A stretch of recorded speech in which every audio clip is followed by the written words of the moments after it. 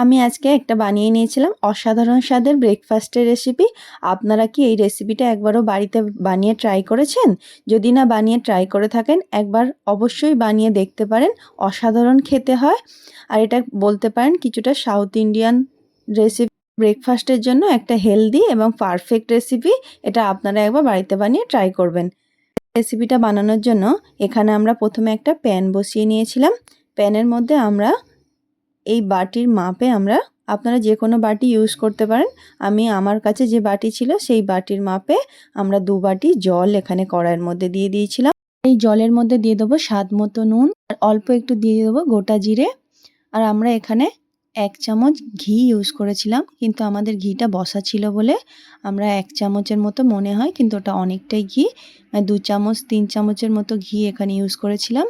আর এখানে সুজি, তারপরে আমরা কিছুটা জল ফুটে গেলে এর মধ্যে দিয়ে দেবো 1 বাটি সুজি।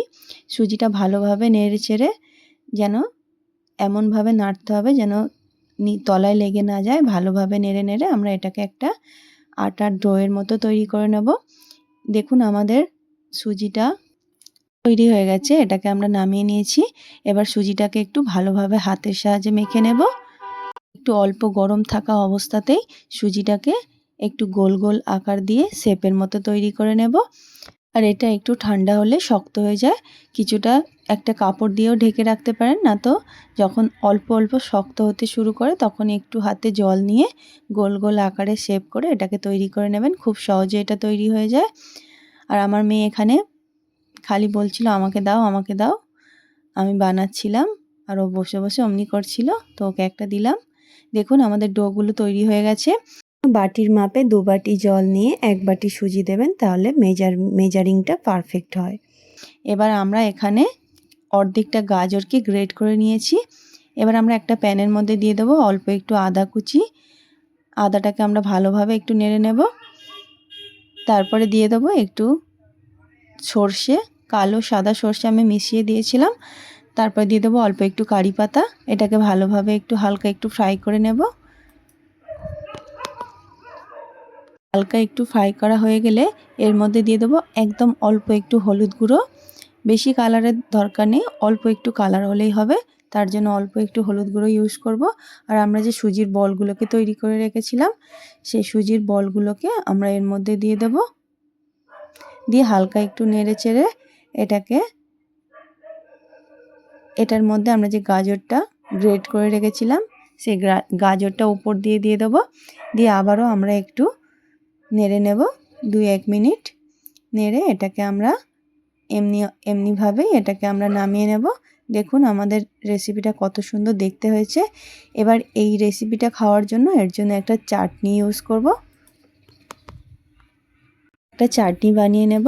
এটা এমনিও খাওয়া যায়, কিন্তু চাটনির সাথে খেলে আরও বেশি ভালো লাগে। তার জন্য এখানে দিয়ে দেবো অল্প একটু আদা, একটু ধনেপাতা, আর অল্প একটু বাদাম, আর অল্প একটু আমরা নারকোল ছোটো ছোটো করে কুচিয়ে রেখেছিলাম, সেই নারকোলটা দিয়ে দেবো। স্বাদ মতো দিয়ে দেবো একটু নুন, অল্প একটু দিয়ে দেবো চিনি। চিনিটা দিলে একটু স্বাদটা ব্যালেন্স হয়। আর অল্প একটু জল দিয়ে এটাকে আমরা মিক্সার গ্রাইন্ডারের মধ্যে একটা প্লেন পেস্ট তৈরি করে নেব। বেশি পাতলা করবে না, তাহলে চাটনির টেস্টটা নষ্ট হয়ে যাবে। দেখুন আমরা এমনি একটা চাটনি তৈরি করে নিয়েছি। এবার চাটনিটাকে একটু তড়কা লাগানোর জন্য এখানে আমরা 2টো শুকনো লঙ্কা নিয়ে নেব। তড়কা প্যানের মধ্যে দিয়ে দিয়েছি, আর দিয়ে দেবো একটু কারি পাতা। দিয়ে এটার মধ্যে চাটনিটার মধ্যে আমরা দিয়ে দেব। দিয়ে ভালোভাবে একটু মিশিয়ে নেব। দেখুন আমাদের মেশানো হয়ে গেছে। এমনিভাবে গরম গরম সার্ভ করলে অসাধারণ খেতে হয়। আপনারা একবার যদি বাড়িতে না বানিয়ে থাকেন, আপনারা একবার অবশ্যই ট্রাই করবেন। আর আপনাদের কেমন লাগলো আমাকে অবশ্যই জানাবেন।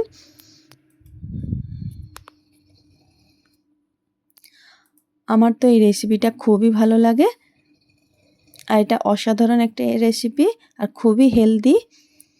আর এটা চটজলদিও হয়ে যায়, দেখে মনে হয় যে অনেকটা টাইম লাগে, কিন্তু বেশি টাইম লাগে না। খুব কম সময়েই এটাকে আপনারা তৈরি করে নিতে পারবেন। এটাকে বাচ্চা থেকে বড় সবাইকেই সার্ভ করতে পারবেন। খুবই আনন্দের সাথে এটা খেয়ে নেবে। আমার মেয়ে তো খুবই ভালোবাসে এই রেসিপিটা খাওয়ার জন্য। আপনারা একবার আপনাদের বাচ্চাদের বানিয়ে দিয়ে ট্রাই করতে পারেন।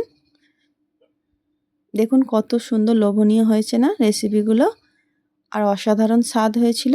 আপনারা একবার অবশ্যই বাড়িতে বানিয়ে ট্রাই করবেন।